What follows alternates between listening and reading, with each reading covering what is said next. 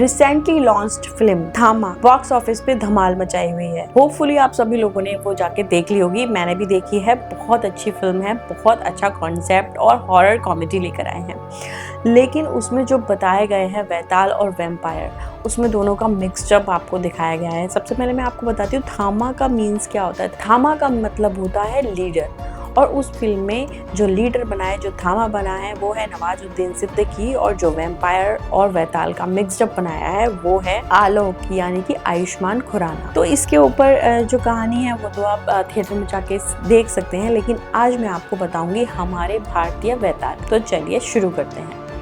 तो आइए सबसे पहले जानते हैं वैताल कौन होते हैं और वो कैसे बनते हैं। वैताल कोई भूत या प्रेत नहीं होते हैं, बल्कि एक ऐसी अतृप्त आत्मा होती है जो अपनी अतृप्त इच्छाओं को पूरी करने के लिए प्रेत योनि में फंस जाते हैं। वैताल बनने के 3 मुख्य कारण होते हैं। हिंसक या अप्राकृतिक मृत्यु, अगर किसी इंसान की मौत ऐसे हो जाती है जो बहुत ही दर्द भरी हो, हिंसा से हुई हो, या नेचुरल नहीं हो, लाइक सुसाइड एंड ऑल, तो वो इंसान वैताल योनि में फंस जाता है। अधूरा अंतिम संस्कार, अगर किसी इंसान का अंतिम संस्कार ठीक से ना हुआ हो, पूरे रिचुअल्स ना हुए हो, या अधूरे तरीके से हुआ हो, तो वो भी इस योनि में फंस जाते हैं। अतृप्त वासनाएं, अगर किसी इंसान की कोई बहुत बड़ी इच्छा पूरी होने से पहले ही उसकी मौत हो गई हो, या उसका बदला अधूरा रह गया हो, तो भी वो इस योनि में फंस जाते हैं। तो ये कारण होते हैं एक इंसान के मरने के बाद उसके वैताल बनने के। अब मैं बात करूंगी कि वैताल कितने प्रकार के होते हैं। वैताल एक्चुअली बहुत काइंड्स होते हैं वैताल के, लेकिन मैं इसमें से सबसे पहले 2 काइंड्स आपको बताऊंगी जो होते हैं वैताल के। एक होते हैं दुष्ट वैताल और एक होते हैं ज्ञानवान वैताल। दुष्ट वैताल वो होते हैं जो इंसानों को परेशान करते हैं, उनकी आत्माओं पर अपना कब्जा कर लेते हैं, और ये वो वैताल भी होते हैं जो पंडित या तांत्रिक उन पर अपना सिद्ध कर लेते हैं या उन पर अपना कब्जा कर लेते हैं, और वो वैताल उनके लिए गलत काम करते हैं, लोगों को परेशान करते हैं।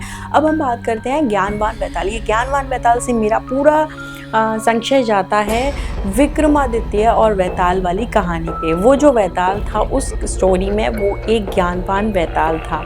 वो उस राजा की परीक्षा ले रहा था और देख रहा था कि क्या ये राजा इस पूरे शासन को चलाने के लिए सही है या नहीं। तो ज्ञानवान वैताल अपनी चुनौती देते हैं और नियमों का पालन न होने पर भयंकर परिणाम भी दे सकते हैं। आखिर वो होते तो वैताल ही है। अब इसके बाद मैं बात करूंगी कि आखिर वैताल दिखते कैसे हैं, उनका अपीयरेंस कैसा होता है। वैताल होते हैं बहुत ही भयानक देखने में।